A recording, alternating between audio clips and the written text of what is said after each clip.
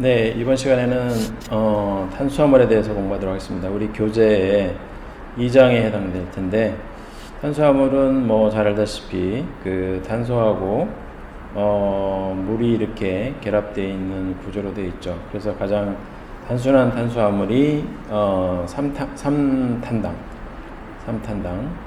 3탄당부터 뭐 4탄당, 5탄당, 뭐 6탄당, 7탄당 이렇게 그 탄소의 개수에 따라서 종류가 많이 있고, 또 뭐 우리가 나중에 공부하겠지만은 그 당류를 구성하고 있는 구성당이 있는데, 구성당이 하나인 경우 단당류, 두 개가 결합된 경우 2당류, 뭐 또 세 개가 결합된 경우 3당류, 여러 개가 결합된 것을 올리고당, 또 뭐 어떤 경우는 그 폴리사카라이드라고 그래가지고 다당류. 탄수화물의 종류가 굉장히 많습니다. 또 거기에 이제 식이섬유라는 것도 있고요. 그래서 그 탄수화물의 범위는 상당히 많다. 그리고 분자 구조는 대체적으로 이런 구조를 가지고 있는데, 모든 탄수화물이 다 이런 구조를 가지고 있는 건 아니고 약간씩 차이도 있고, 또 어떤 탄수화물은 황을 가지고 있는 경우도 있고, 뭐 인산을 가지고 있는 경우도 있고, 다양합니다. 그래서 이번 그 단원에서는 탄수화물의 종류에 대해서 우리가 공부를 할 거고요. 그 다음에 그 소화 흡수 대사 과정은 우리가 이제 그 에너지 대사에서 또 소화 파트에서 공부를 했기 때문에 간략히만 설명하고 넘어가도록 하겠습니다. 탄수화물의 체내 기능에 대해서 알아볼 거고요. 그 다음에 탄수화물과 관련된 건강 관련 문제, 예를 들어서 비만이라든지 당뇨병, 또 충치 뭐 이런 것들에 대해서 우리가 공부하도록 하겠습니다. 먼저 탄수화물의 종류에 대해서 한번 살펴보면은 단당류라는 게 있습니다. 모노사카라이드라는 게 있는데, 단당류는 말 그대로 그 당이 하나로 이루어져 있는 경우를 우리가 단당류,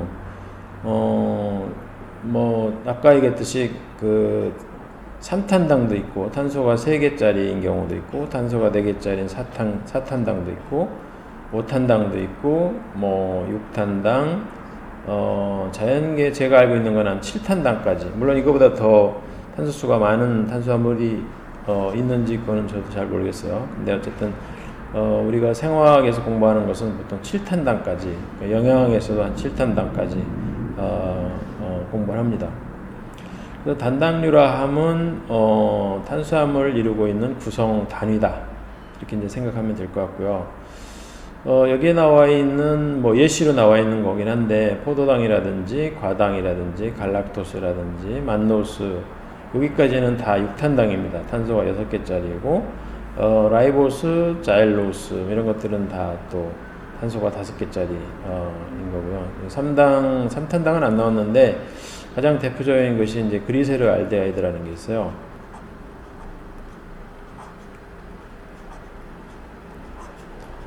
이게 이제 그 탄수화물 중에서는 가장 단순한 그리고 탄소수도 가장 적은 그런 탄수화물에 속하겠습니다. 4탄당에 속하는 것은 이제 뭐 에리스로스라든지 뭐 이런 것들이 이제 해당되고요. 나중에 또 공부를 할 거기 때문에 그때 뭐 설명하도록 하겠습니다. 그다음에 2당류는 이제 단당류가 2개가 결합되어 있는 것을 우리가 2당류라고 합니다. 대표적으로 말토스, 엿당이라고도 하죠. 메가당이라고도 하고, 그 다음에 설탕, 스크로스, 젖당, 유당이라고도 하죠. 락토스. 그 다음에 올리고 사카라이드라 해가지고 탄소가 3개 이상, 죄송합니다. 단당류가 3개 이상 결합되어 있는 경우를 올리고당이다, 이렇게 얘기를 합니다. 대표적으로 라피노스, 스테키오스, 버바스코스 뭐 이런 것들이 있습니다. 이런 당류들은 주로 콩 종류에 많이 들어 있습니다. 그다음에 다당류는 이제 그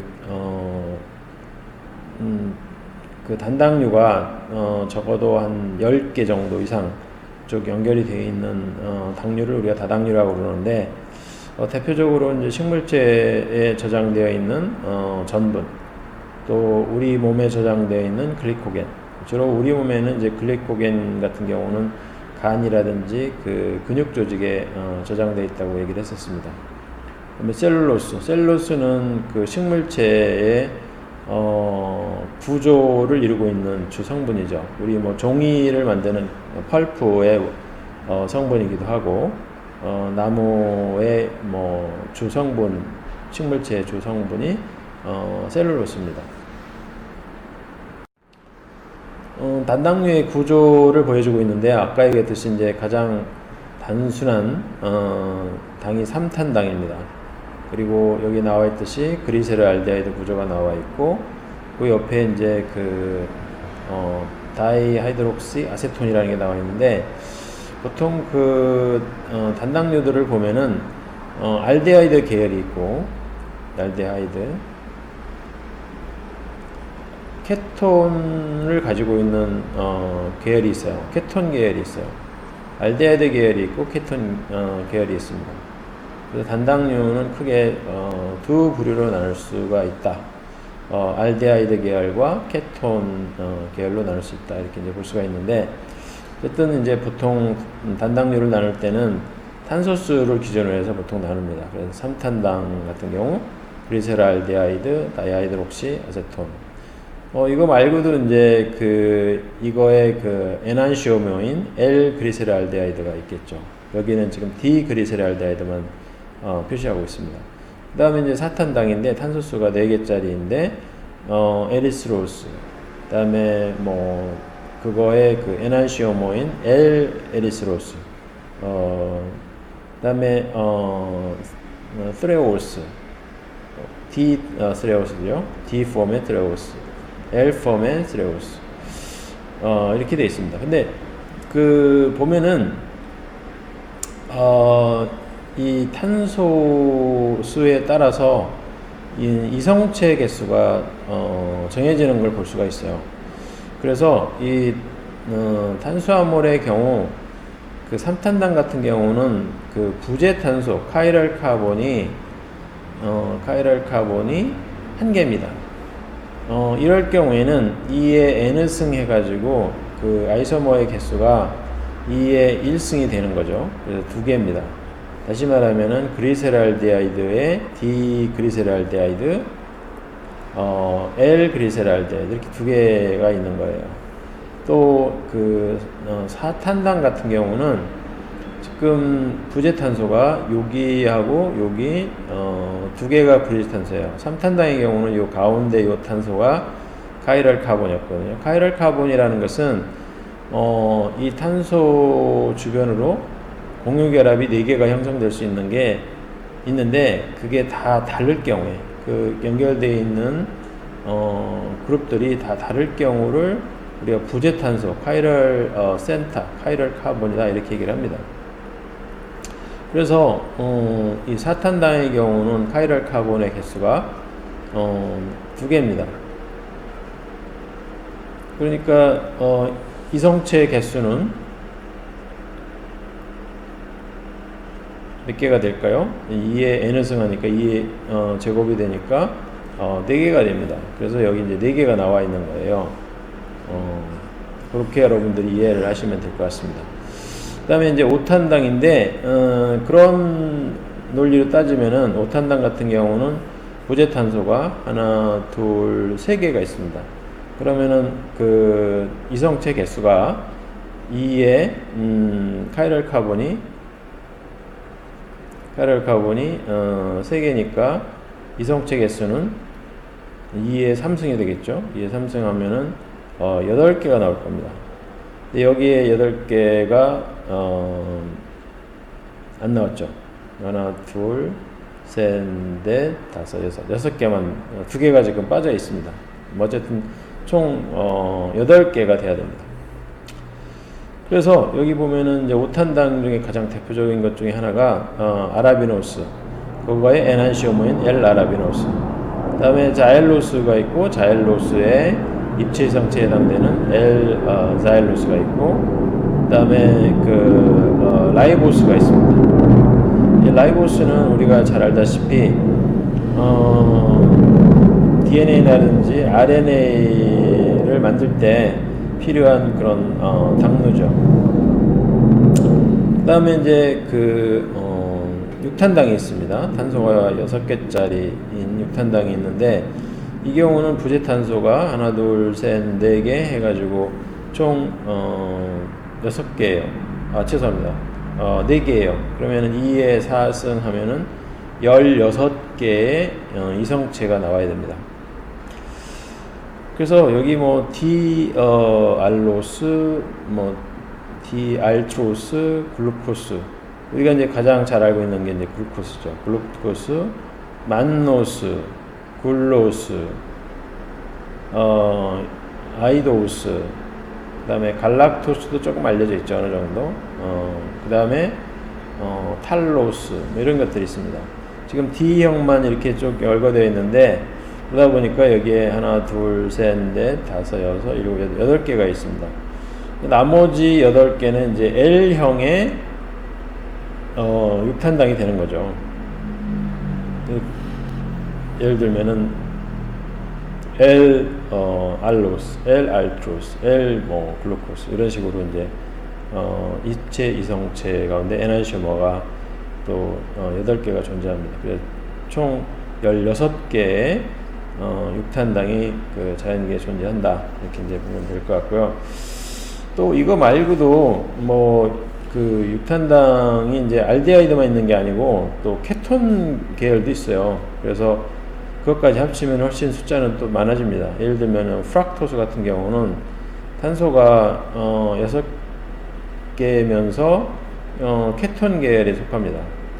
그래서 이런 또 탄수화물도 있기 때문에 알데하이드만 지금 여기는 단당류 중에서 이제 알데하이드 계열만 설명을 하고 있는 거예요. 물론 이제 요거 다이하이드록시 아세톤 요거만 이제 케톤이죠. 네. 이렇게 이해를 하시면 될 것 같습니다. 단당류 중에서 몇 가지 중요한 당류 중심으로 조금 더 부연 설명을 하도록 하겠습니다.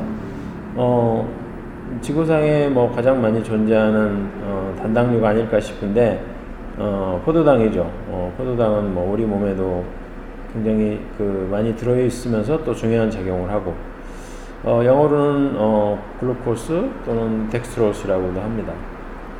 전분을 이루고 있는 구성당이고 또 글리코겐, 셀룰로스의 구성당입니다.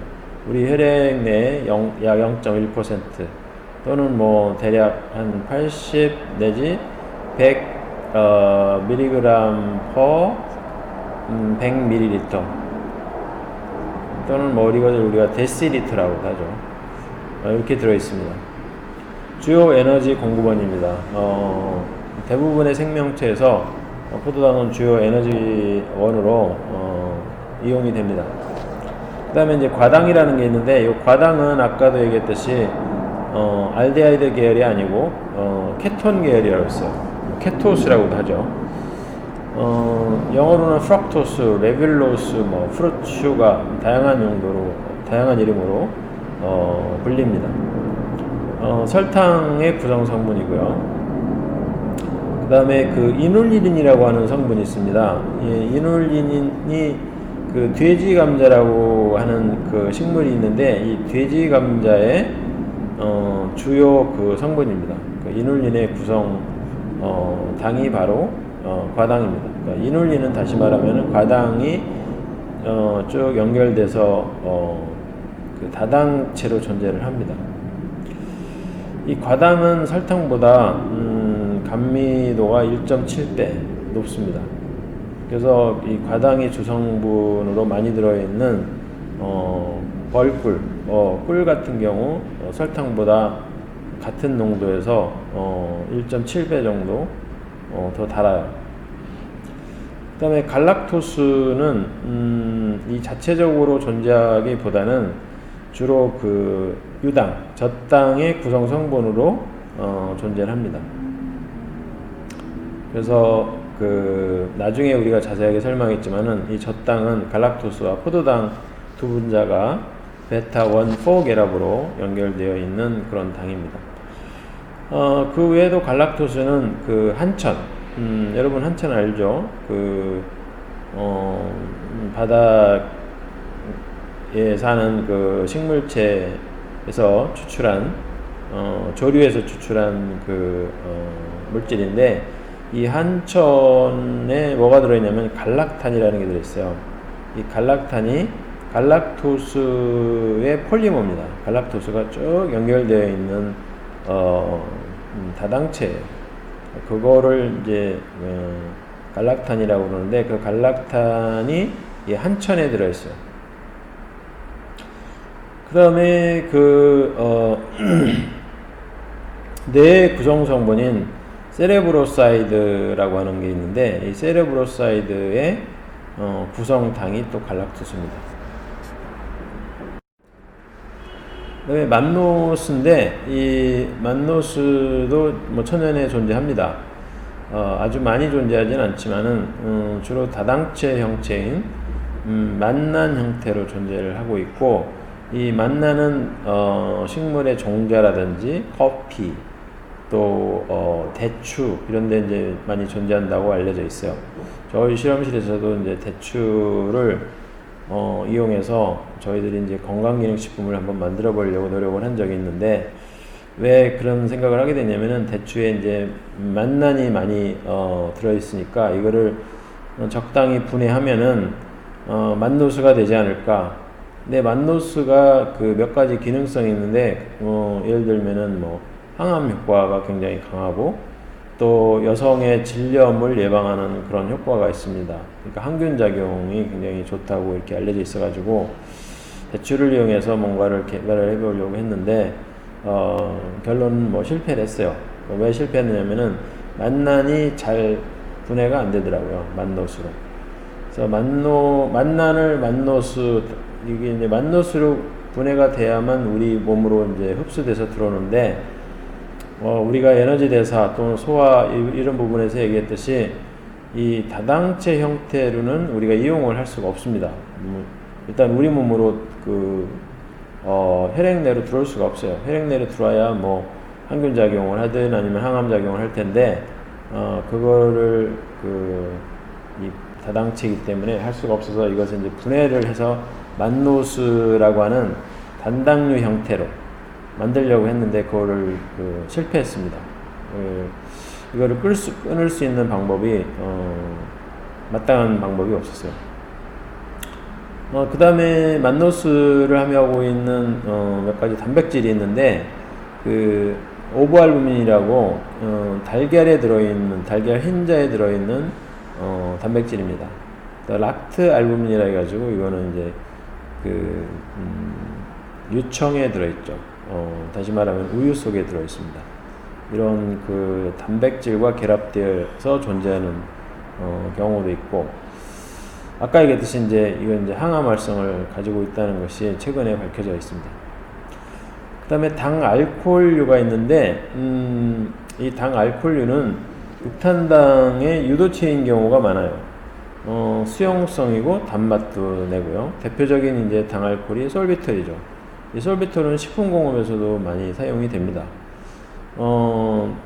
보통 과일에 많이 함유되어 있고, 감미료로서 이게 열량을 많이 안 내기 때문에, 그리고 혈당을 많이 안 높여요. 그래서 당뇨 환자들을 위한 식품을 만들 때 감미료로서 이 솔비톨을 이용하기도 하고, 또 설사제로 사용을 합니다. 이 솔비톨을 많이 먹으면 설사가 나거든요. 그래서 변비 치료제로서도 활용이 됩니다. 그 다음에 만니톨이라고 하는 또 당 알코올이 있는데, 만노스가 이제 환원이 된 거죠. 이 솔비톨은 소보스라고 하는 당이 환원이 된 거고, 만니톨은 만노스가 환원이 되면서 만들어진 건데, 이것도 식물체에 존재합니다. 해조류, 버섯류 등에 이제 존재하고, 우리가 잘 알고 있다시피 꽃감을 만들면은 꽃감에 하얀 가루 같은 게 생기는 경우가 있습니다. 꽃감 표면에. 그게 이제 주성분이 만니톨이라고 알려져 있습니다. 이 만니톨도 감미도가 높기 때문에, 그리고 혈당은 높이지 않아요. 그래서 당뇨 환자용 감미료로서, 대체 감미료로서 쓴다고 이렇게 이제 알려져 있고요. 그 다음에 이노스톨이라고 하는 당 알코올이 있는데, 이노신이라고 하는 그 일종의 당류죠. 당류가 이제 어쨌든 이노신이라고 하는 그 당류가 아니고 좀 핵산 종류가 있죠. 그거하고 이제 구조가 좀 비슷합니다. 이노시톨은 심장 근육, 또 소변 이런 데 이제 존재하고 또 콩, 포도, 호두 등이 존재한다고 알려져 있는데 주로 이노시톨 형태로 존재하기보다는 파이틴산 형태로 존재하는 경우가 많습니다. 다시 말해서 이노시톨 헥사포스페이트를 우리가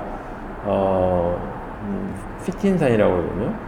파이테이트라고도 하고 파이틱 애시드라고도 하는데 이 피틴산이 이노시톨 헥사포스페이트입니다. 이노시톨에 인산기가 6개가 결합되어 있는 구조를 우리가 피틴산이라고 합니다. 그래서 이 피틴산에서 이 인산기 6개를 떼버리면은 그런 또 효소가 있어요. 그런 효소가 뭐냐면은 파이테이스라는 효소인데 피틴산을 분해한다 이래가지고 파이테이스. 이 파이테이스를 처리하면은 이노시톨이 됩니다. 이노시톨과 이제 인산이 되는 거죠, 인산. 그래서 옛날에 이제 어떤 사람이 콩이라든지 우리가 먹는 현미 이런 데 피틴산이 많이 들어있어요. 이 파이틱 애시드가. 그래서 이것 때문에 사실 피틴산이 여러 가지 영양소, 특히 이가 금속 이온, 이가 금속 이온들을 흡착을 합니다. 이 흡수를 저해를 해요. 그래서 예를 들어서 아연이라든지 굴이라든지 철 이런 것들의 흡수를 저해하기 때문에 별로 좋은 건 아니죠. 영양학적인 측면에서. 그래서 이거를 이제 제거하려고 많이들 노력을 했는데, 그래서 어떤 사람이 이제 파이티스라는 효소를 미생물에서 분리를 해가지고 이 식물체에다가 처리를 해서 이런 인산을 만들기도 하고, 또 이노시톨도 만들고, 또 거기다가 이런 이가 금속을 저해하는 파이테이트도 이제 없앤다, 이런 3종 효과를 노린다, 그런 프로젝트를 수행한 적도 있습니다. 그 다음에 유황당이라는 게 있는데, 유황당은 육탄당 유도체고요. 대표적인 것이 이제 CO 글라이코사이드라고 이렇게 적혀져 있는데, 이것은 어떤 화합물 한 종류는 아니고, 이 CO라는 게 이제 황이라는 의미를 가지고 있고요. 글라이코사이드라는 것은 당이라는 의미를 가지고 있습니다. 그래서 유황을 가지고 있는 당, 유황당을 영어로는 사이오글라이코사이드라고 합니다. 대표적인 유황당 중에 하나가 시니그린이라고 하는 성분이 있어요. 이 시니그린은 무라든지 우리가 후추를 먹게 되면은 독특한 매운맛을 느끼게 됩니다. 그 매운맛 성분이 바로 시니그린이라고 보면 됩니다. 그 다음에 아미노당이라는 게 있는데, 말 그대로 이제 아미노기를 가지고 있으면서, 당인 경우죠. 탄수화물의 당인 경우인데, 예를 들면 이제 N-아세틸, 글루코사민, 이런 단당류가 있어요. 이거는 포도당하고 비슷한데, 뭐가 차이가 나냐면은, 포도당에, 아세틸기가 하나가 붙어 있고, 또 한 군데에는 아민이 붙어 있어요.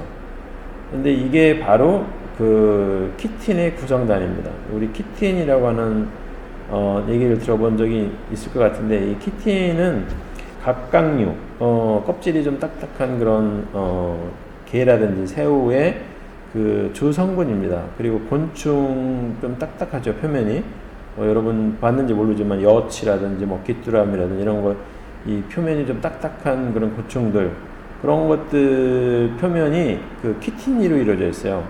키틴의 주성분이 N-아세틸 글루코사민이라고 하는 포도당 유도체입니다.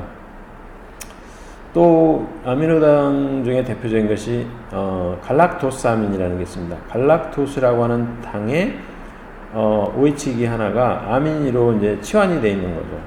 이 갈락토스 아민은 연골이라든지 힘줄을 구성하는 그런 중요한 성분입니다. 그래서 뭐 글루코사민이나 뭐 갈락토사민이나 이런 것들을 우리가 이제 건강기능식품으로 먹어요.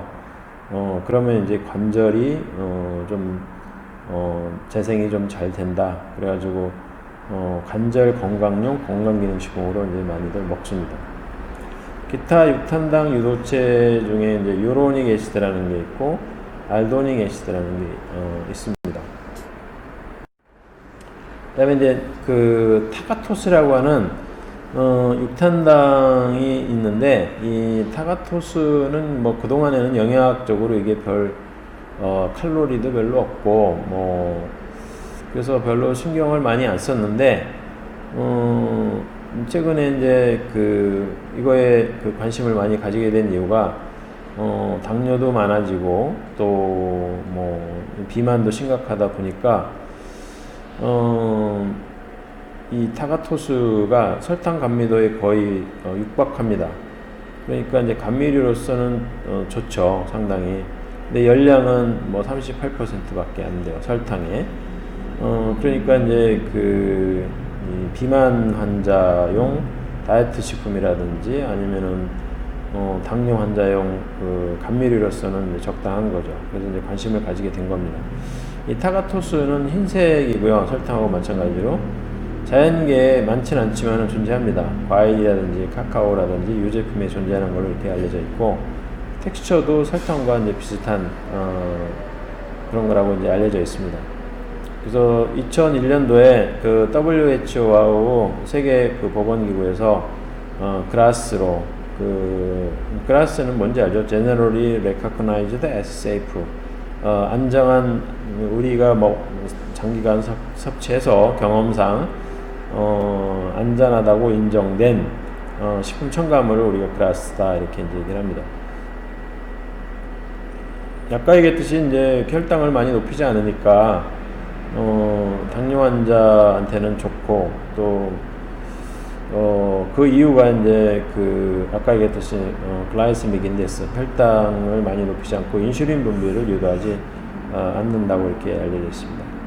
또 충치를 유발하지 않기 때문에 자일리톨과 마찬가지로 이제 뭐 충치를 예방할 수 있는 그러한 식품 원료로서, 당 원료로서, 감미료로서 사용할 수 있겠죠. 근데 자일리톨이 워낙 경쟁력이 있기 때문에 지금 시장에서는 뭐 타가토스가 그렇게 충치 예방용 식품 소재로서는 그렇게 많이 사용되고 있지는 않는 것 같습니다. 공업적으로 대량 생산을 위해서는 천연기에 이제 워낙 적은 양으로 존재하기 때문에 갈락토스에서 합성할 수가 있습니다. 그 다음에 이제 알룰로스라고 하는 또 육탄당이 있는데, 이 알룰로스는 일종의 여기 나와 있듯이 사이코스라고 이렇게 되어 있죠. 사이코스라고 되어 있는데, 이 프럭토스와 마찬가지로 케토스의 일종입니다. 케톤 당류의 일종이라고 보면 되겠습니다. 과당하고 이제 구조가 상당히 비슷한 걸 볼 수가 있죠. 영어로는 이제 알룰로스라고도 하고 사이코스라고 이렇게 발음을 하는데, 최근에 아주 최근은 아니죠. 한 5년 정도 된 것 같은데, 우리나라 CJ에서 우리 학교에다가 용역을 줘가지고 이 알룰로스를 식품 원료로 개발하는 그런 연구를 한 적이 있습니다. 왜 그러냐면은 이 알룰로스가 천연에 존재하기 때문에 우리가 이제 섭취를 해도 비교적 안전하다 이렇게 이제 얘기할 수가 있고, 또 이게 이제 설탕의 한 70% 정도의 단맛을 냅니다.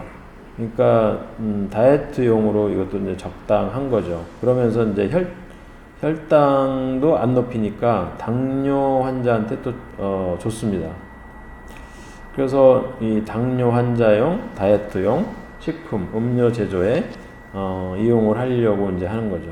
칼로리가 일반 탄수화물 같은 경우는 그램당 4칼로리인데 그거에 뭐 한 10분의 1 내지 20분의 1밖에 안 되죠. 근데 거의 이거는 대사되지 않고 그대로 그냥 배설이 되는 걸로 이렇게 알려져 있고요. 글라이세믹 인덱스, 혈당 지수는 글라이세믹 인덱스에 대해서는 나중에 다시 자세히 설명할 거기 때문에 여기서는 그냥 정의만 하고 넘어가도록 하겠습니다. 글라이세믹 인덱스는 이제 혈당을 얼마큼 높이느냐 그걸 나타내는 지수인데 거의 뭐 무시할 정도로 낮습니다. 그리고 또 좋은 거는 알파 글루코시데이스라든지 뭐 알파 아밀레이스, 말테이스, 뭐 스크레이스 이런 것들을 저해를 하니까 여러 가지로 좋은 거죠. 혈당을 높이지도 않고 또 어떤 면에서는 이제 다이어트 효과도 있고요. 당들이 제대로 분해가 안 되면은 이제 소화 흡수가 잘 안 되니까 그만큼 이제 열량 섭취를 줄일 수가 있는 거죠. 그래서 이제 항당뇨 효과도 있지만은 뭐 항비만 효과도 있다. 엔타이 오비시티 효과도 있다 이렇게 이제 볼 수 있는 거죠. 저도 꽤 오래됐지만 20년 전쯤에는 이제 이런 알파 글루코시데이스라든지 알파 아밀레이스를 저해하는 천연물이 없을까 해가지고 그런 거를 찾는 연구들을 좀 많이 한 적이 있습니다. 천연물에 이제 대표적으로 존재하는 것 중에 이제 루테올린이라고 하는 성분이 이 알파 글루코시데이스라든지 알파 아밀레이스를 저해를 해서 혈당을 낮추는 그런 효과를 확인을 했고, 그게 제 생애에서 가장 많은 인용 횟수를 나타내는 논문이 됐어요. 사실 굉장히 간단한 실험이었는데 2000년도에 발표된 논문이니까 벌써 한 20년이 됐네요. 예. 뭐 어쨌든 이런 당뇨가 있고요. 그다음에 이 알룰로스가 간에서 지방 합성을 또 저해한다고 이렇게 알려져 있습니다. 그래서 항고지혈증에도 효과가 있다. 사실 요즘 고지혈증 환자 굉장히 많거든요. 이 식생활이 이제 서구화되다 보니까 우리가 섭취하는 지방 함량도 많고 또 탄수화물 섭취도 많으니까 우리 몸에서 만들어지는 지방 함량도 많다 보니까 이제 동맥경화, 고지혈증 이런 것으로 인해서 결국은 심장병, 뇌졸중 이런 걸로 이제 진행이 되는데 그런 것들을 예방해 줄 수 있는 그런 당뇨 중에 여러 가지가 이제 있겠지만은 그걸 중에 이제 하나로 이 알룰로스를 이제 일반 식품 회사에서는 관심을 가지고 보고 있는 겁니다. 특히 이제 식품 소재 회사들 삼양사라든지 CJ 같은 게 이제 우리나라에서는 가장 대표적인 식품 소재 관련 회사니까. 네. 근데 이 알룰로스가 소화 흡수가 안 되니까 대장으로 가가지고 대장균에 의해서 이제 발효가 일어나요. 대장균들은 웬만한 당류들은 다 이용을 하거든요. 그래서 발효를 하다 보니까 문제가 이제 락토스 인토러런스, 유당불내증처럼 복부 평만감이 생기고 물론 이제 가스 발생도 당연히 되죠. 이것 때문에 이제 복부 평면 생기는 거니까 또 설사를 유발하기도 하고 이런 가능성은 있는 겁니다. 너무 많이 먹었을 경우에. 자, 그 다음에는 이제 이당류에 대해서 설명하도록 하겠습니다. 이당류는 단당류가 두 개가 이렇게 결합되어 있는 경우를 이당류다 이렇게 얘기하는데, 이 단당류가 같은 단당류일 수도 있고 전혀 다른 단당류가 두 개가 이렇게 결합되어 있는 경우도 있을 수가 있겠죠. 그래서 여기 이제 화학식으로 적어보면은 육탄당이 두 개가 결합을 해가지고 이런 이당류 하나가 되는 형식이 됩니다. 대표적인 이당류가 이제 우리가 알고 있는 요 세 가지입니다. 설당, 메가당, 엿당이라고도 하죠. 그 다음에 젖당, 이렇게 이제 유당이라고도 하죠. 유당이라고도 하고. 제가 이 책을 만들면서 가능하면은 이제 한국식품과학에서 나온 식품과학 용어집이라는 거를 보고서 책을 썼어요. 그러다 보니까 이제 그 용어를 인용을 하다 보니까 뭐 말토스는 엿당, 원래는 옛날에 이거를 우리가 메가당이라고 불렀거든요. 지금도 메가당이라고 부르는 사람이 더 많을 겁니다. 근데 어쨌든 그 용어 사전에는 엿당으로 돼 있어가지고 엿당이라고 적었고, 유당이 이제 한자거든요. 유당이라고 쓰는 사람이 상당히 많이 있어요. 그래서 뭐 젖당 불내증보다는 유당 불내증 이런 표현을 더 많이 쓰는데, 어쨌든 젖당이라고 이렇게 적었습니다. 설탕 같은 경우는 포도당과 과당이 그 베타 알파 1, 2 결합이죠. 알파 1, 2 결합으로 결합되어 있는데, 이 설탕 같은 경우는 이제 프럭토스하고 포도당, 브루코스가 결합되어 있고, 이거를 끊는 그 효소가 우리 몸에 존재하기 때문에 쉽게 단당류, 과당과 이 플럭토스하고 포도당하고 분리가 됩니다. 잘라져서 소화하는데 전혀 문제가 없어요. 메가당 같은 경우도 마찬가지예요. 말토스는 이제 그 포도당이 이제 두 분자가 알파 1, 4 결합으로 결합되어 있습니다. 이것도 쉽게 잘 잘라져요. 설탕을 자르는 효소는 스크레이스라는 효소고, 뭐 나중에 다시 설명을 하겠지만은, 그 메가당을 자르는 효소는 이제 말테이스라고 하는, 여러 가지 이름이 있지만 말테이스라는 이름이 이제 가장 흔한 이름이죠. 자르는 효소에 의해서 이제 포도당 두 분자가 만들어지는 겁니다. 젖당 같은 경우는 베타 1, 4 결합으로 되어 있어요. 베타 결합입니다. 베타 1, 4 결합인데 갈락토스하고 포도당으로 이렇게 연결이 되어 있습니다. 그래서 이 유당 같은 경우는 락테이스라는 효소에서 잘라지게 되는데, 이 락테이스라는 효소가 우리나라 사람들 같은 경우 대략 한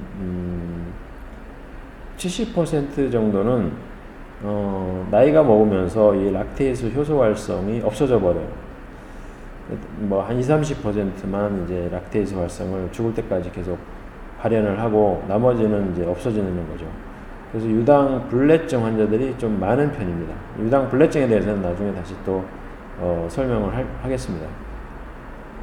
그다음에 멜리바이오스라는 게 있는데, 멜리바이오스는 갈락토스하고 글루코스가 알파 1, 6 결합으로 결합되어 있는 경우. 그다음에 셀로바이오스라는 게 있는데, 셀로바이오스는 셀룰로스를 이루고 있는 당입니다. 셀룰로스는 아까도 얘기했지만은 식물체의 세포벽을 이루고 있는 주성분이라고 얘기를 했고, 셀로바이오스는 2당류입니다. 이 포도당이 두 분자가 베타 1, 4 결합으로 결합되어 있어요. 베타 1, 4 결합이라서 이거를 우리는 자를 수가 없습니다. 사람 몸에는 이 베타 1, 4를 자를 수 있는 효소가 안 만들어져요. 근데 이제 이거를 자를 수 있는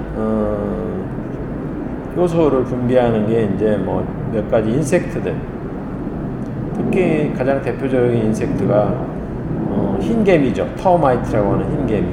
그래서 흰개미가 나무로 된 집에 만약에 침범을 했다 그러면은 그 집은 폭삭 어느 날 갑자기 폭삭 주저앉을 수가 있어요. 그래서 미국에 가보면은 그 나무로 된 집들이 굉장히 많거든요. 개인주택들의 거의 대부분은 나무로 졌다고 보면 됩니다. 이 사람들이 제일 겁내는 것이 이제 그 터마이트, 흰개미. 그래서 거기는 이제 집을 가지는 사람들은 무조건 다 이 회사하고 컨트랙을 맺어가지고 이 곤충을 주기적으로 살충을 해요. 그렇지 않으면 이제 어느 날 갑자기 집이 자는데 폭삭 깔아앉을 수가 있기 때문에. 어쨌든 이 포도당이 베타 1, 4 결합으로 두 분자가 결합되어 있는 것이 셀로바이오스다. 그리고 셀룰로스를 이루고 있는 주 성분이다. 트레알로스라는 게 있는데, 이것도 이제 좀 특이한 당입니다. 트레알로스는 포도당 두 분자인데 알파 1, 1 결합으로 되어 있어요. 보통 전분이라든지 이런 걸 보면은 알파 1,4 결합이 많은데 알파 1,1 결합으로 되어 있습니다. 알파 1,1 결합으로 되어 있기 때문에 1번 탄소 1번하고 탄소 1번이 결합되어 있다는 얘기거든요. 이렇게 되다 보니까 탄소 1번이 보통 이제 그 환원력을 가지고 있어요. 환원력을 가지고 있는 그 탄소 1번이 이런 결합에 참여하다 보니까 환원력이 없어지는 거죠. 그래서 이 트레알로스 같은 경우는 비환원당입니다.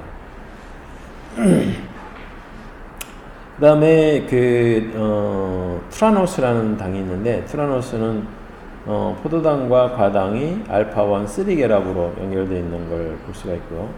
그 다음에 겐티바이오스라고 하는 당도 있는데, 저도 잘 몰라요. 그냥 책에 있는 거를 그냥 설명을 하는 거고, 이게 어떤 의미를 가지고 있는지, 어떤 생리적인 기능을 가지고 있는지 그런 것들에 대해서는 그렇게 잘 안 알려져 있습니다. 이게 또 포도당이 베타1 6 결합으로 이거는 결합이 돼 있어요. 그러니까 셀로바이오스랑 어떤 면에서는 비슷하죠. 베타 결합을 하고 있다는 측면에서. 근데 겐티바이오스는 베타1 6, 셀로바이오스는 베타1 4 결합 이렇게 되어 있습니다. 당연히 우리 몸에서는 이제 소화가 안 되죠.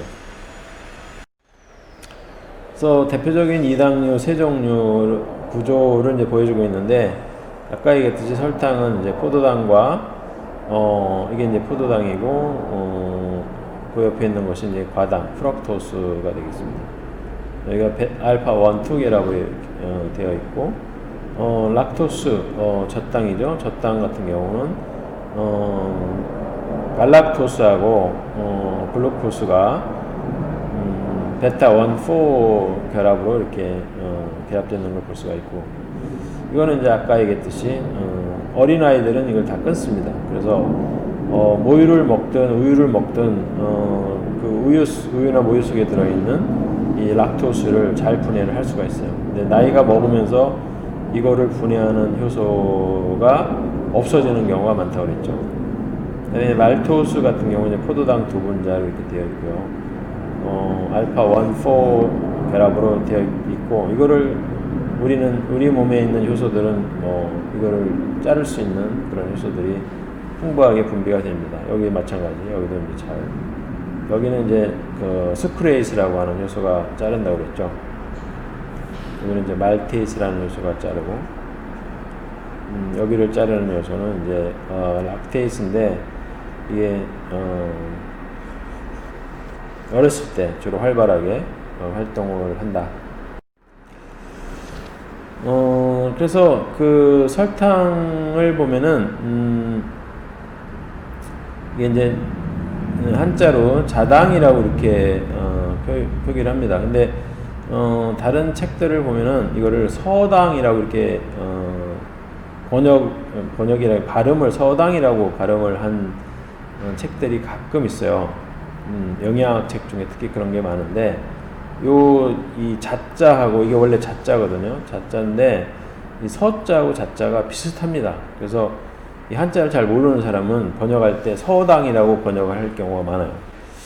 저는 자랑은 아니지만 책을 번역한 게 아니고 그냥 제 스스로 영어 책도 보고 일본 책도 보고 우리나라 책도 참고하면서 이제 책을 만들었는데, 보통 일본 사람 책을 많이 이제 번역을 하거든요.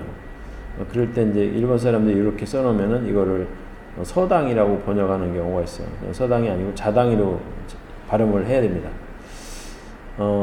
이게 이제 중국식 용어거든요. 설탕에 대한 중국식 용어가 자당입니다.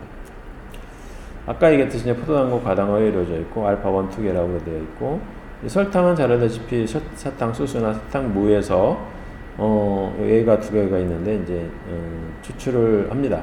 그래서 이거를 이제 끓여가지고 그 즙을 추출한 다음에 즙을 짜가지고 그거를 걸러서 이제 농축을 해서 거기 있는 여러 가지 이제 설탕 외의 성분들을 제거하는 공정을 이제 여러 번 거치죠. 그러면 이제 처음에는 이제 그 흑설탕이 됐다가 나중에는 이제 백설탕이 되고 뭐 이렇게 여러 공정을 거쳐서 이제 만들어지게 되고, 그 과정에서 또 부산물로서 당밀이라는 게 몰라세라고 그러는데 그 당밀이 만들어지고 뭐 그렇습니다. 설탕을 160도 이상에서 가열하게 되면은 이제 카라멜 반응이라 해가지고 식품화학에서 이제 여러분들이 배웠을 텐데 그런 반응이 일어나가지고 카라멜을 형성을 합니다.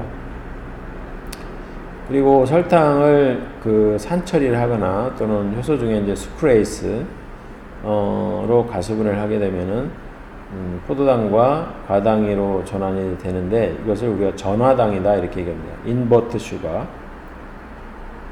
이것도 아마 식품화학을 배운 사람들은 잘 알 겁니다. 근데 인버트 슈가가 되면은 그 당도가 올라가요. 이 과당 때문에 상당히 감미도가 올라갑니다. 설탕은 환원당이 아닙니다. 알파 1, 2 결합으로 되어 있는 것도 그렇지만은 이 플럭토스가 그 환원력을 가지고 있는 부위가 결합에 참여를 하다 보니까 포도당도 마찬가지고 환원력이 있는 부위 탄소 1번이 포도당의 경우는 참여를 하고 있고 과당의 경우는 탄소 2번이 참여를 하다 보니까 그 환원력이 없어요. 설탕은 이당류 중에서 이당류들 대부분이 이제 환원력을 가지고 있거든요. 환원당이거든요. 근데 이것은 이제 환원당이 아닙니다. 그 다음에 그 아까 뭐 얘기했던 그 트레알로스 같은 경우도 그 환원력이 있는 부위가 결합에 참여하는 바람에 환원당이 아니라고 그런 얘기를 했었죠. 메가당 두 번째 이제 메가당인데 그 메가당은 엿당이라고 그러고 영어로는 이제 말토스라고 이렇게 얘기를 합니다. 전분을 분해하게 되면은 처음에 그 만들어지는 것이 메가당입니다. 물론 이제 전분을 분해하면은 처음에는 이제 그 덱스린이라는 게 만들어집니다. 덱스린은 이제 전분이 적당히 분화된 상태를 덱스린이라고, 덱스린이 더 많이 분해가 되면은 이제 말토트리오스라는 게 만들어지고 당이 포도당이 3개가 있는 거죠. 그리고 조금 더 분해가 되면은 말토스가 이제 이렇게 되는 거죠. 여기까지가 주로 이제 그 아밀라제에 의해서 분해가 전분을 분해했을 때 만들어지는 거죠.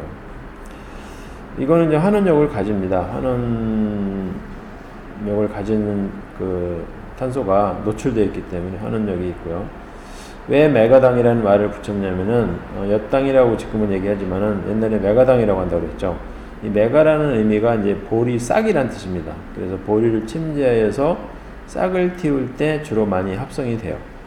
보리가 자기가 이제 그 싹을 틔우기 위해서는 에너지가 필요하니까 저장하고 있던 전분을 분해하기 위해서 그 아밀레이스 효소를 활성화시킵니다. 그래서 이제 그 전분을 분해하면서 이 메가당이 많이 만들죠. 그래서 우리가 맥주를 만들 때도 이 메가를 이용을 합니다. 메가를 이용하면 그 속에 전분도 있고 또 뭐 말테이스도 있고 말테이스가 아니고 아밀레이스가 있고, 그래서 보리 그 싹 메가를 이용을 해서 그 맥주를 만드는 데 활용을 합니다. 맥주를 만든다는 것은 이제 결국은 뭐 보리에 있는 전분을 당으로 만들고 그 당을 발효를 해서 사카로마이스 세레비제 같은 걸로 발효를 해서 알코올을 만드는 거거든요.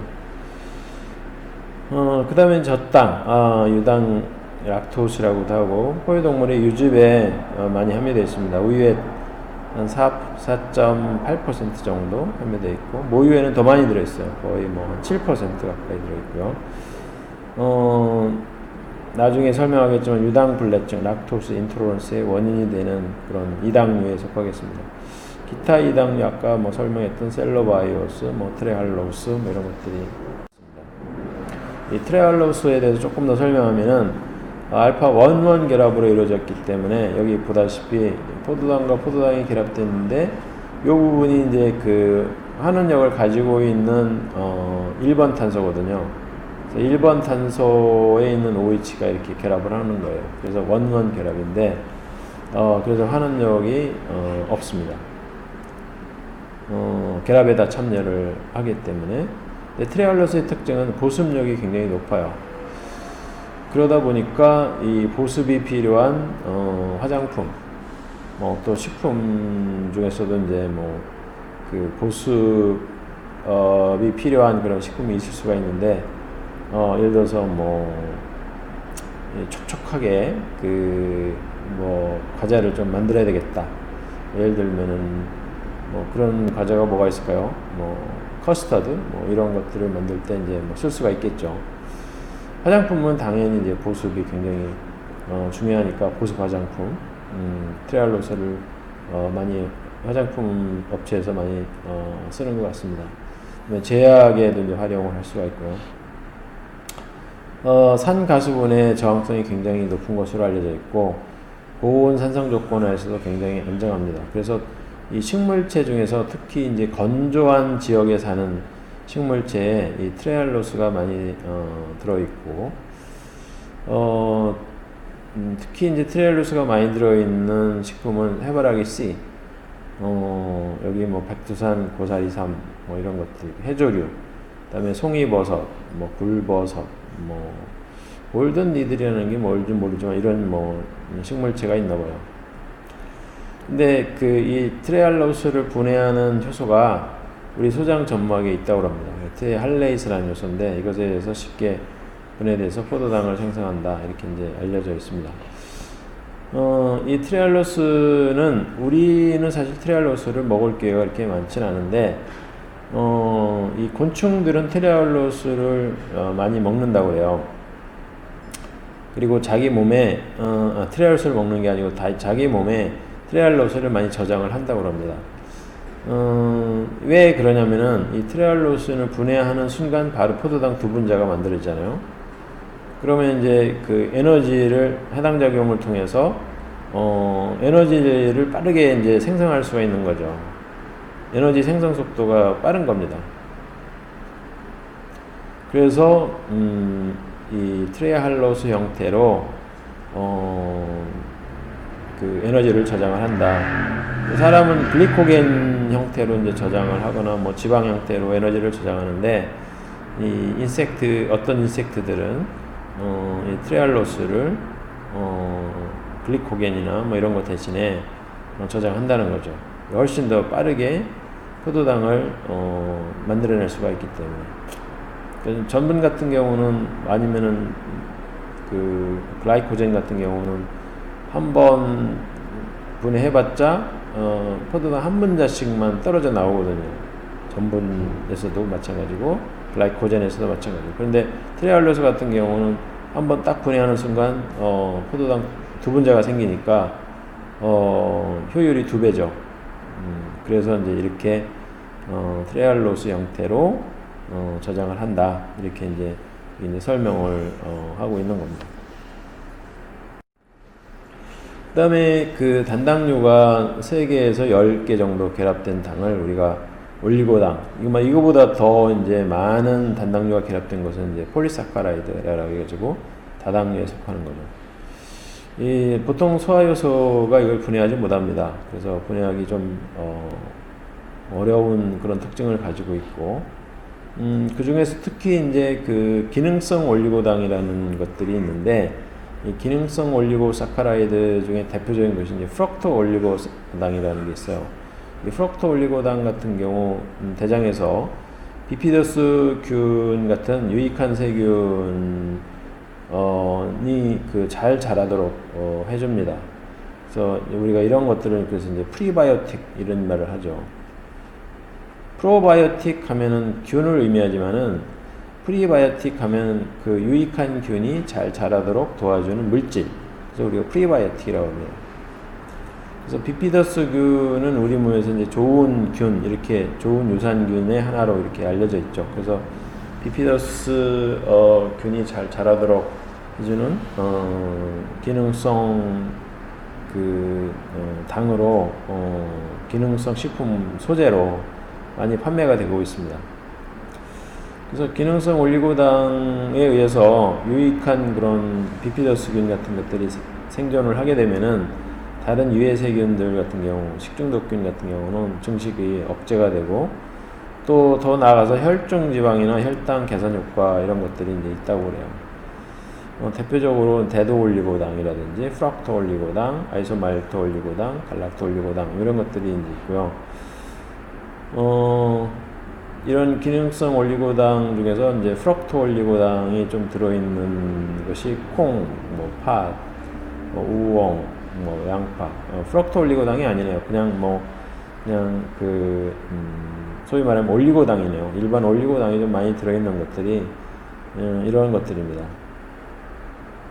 모유에 들어있는 거는 아까 얘기했듯이 락토스가 많이 들어있고, 락토스도 락토스에 이제 뭐가 하나 이렇게 결합되어 있는 당이 한두 개가 결합되어 있는 그런 것들이 아마 모유 속에 들어있는 것 같습니다. 키토 올리고당이라는 게 있는데, 이 키토 올리고당은 키틴이죠. 카이틴을 적당히 이제 산처리 같은 걸 해가지고 분해를 하게 되면은 키토산이 됩니다. 이 산처리를 보통 하는 걸로 알고 있어요. 그래서 키토산이 되는데, 수용성입니다. 키토산이 되면은. 키틴 자체는 이제 수용성이 아니죠. 이 키토산보다 분자량이 훨씬 더 적고 물에 용해가 된다, 이렇게 이제 알려져 있습니다. 이것은 이제 더 잘게 이제 분해를 하게 되면은 키토 올리고당이 되는 거죠. 카이토 올리고사카라이드가 되는 거죠. 이 키토 올리고당 같은 경우는 항균 작용도 있고 항종양 효과, 항암 작용, 면역 강화 작용, 유산균 증진 작용 이런 것들이 있고요. 우리가 잘 알고 있는 아까 얘기했듯이 각각류, 새우나 게 같은 각각류의 그 껍질 성분이 이제 키틴인데, 이 키틴을 적당히 이렇게 처리해가지고 옛날에는 산처리했는데 요즘은 뭘 어떻게 처리하는지 잘 모르겠어요. 산처리해가지고 이제 키토산을 만든 다음에 그걸 다시 또 효소나 적당한 물질로 분해를 하게 되면은 키토 올리고당이 된다고 이렇게 알려져 있습니다. 네, 그림에 보는 올리고사카라이드는 콩에 많이 들어있는 대표적인 두 가지 올리고당인데요. 라피노스하고 스테키오스입니다. 구조를 보면은 설탕 구조에 갈락토스가 이렇게 결합되어 있는 그런 구조를 가지고 있습니다. 갈락토스가 하나에 결합되어 있는 것이 라피노스고, 그래서 함당류라고 얘기를 하죠. 우리가 단당류가 3개 이상 결합되어 있는 것을 올리고사카라이드라고 그러는데, 이거는 이제 3당류고, 그 다음에 스테키오스는 갈락토스가 2개가 더 추가적으로 결합되어 있기 때문에 총 단당류가 하나, 둘, 셋, 4개입니다. 그래서 4당류 이렇게 얘기합니다.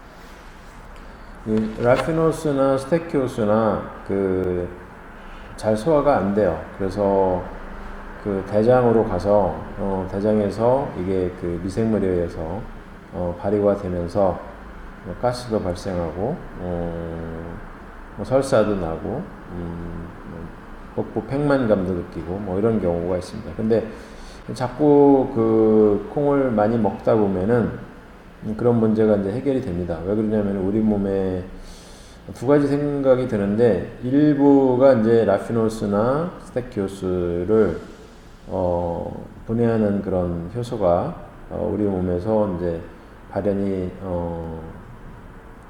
되는 것 같기도 하고, 또 한 가지는 이제 대장에서 미생물들이 이거를 잘 발효할 수 있는 미생물들이 이제 생기는 거죠.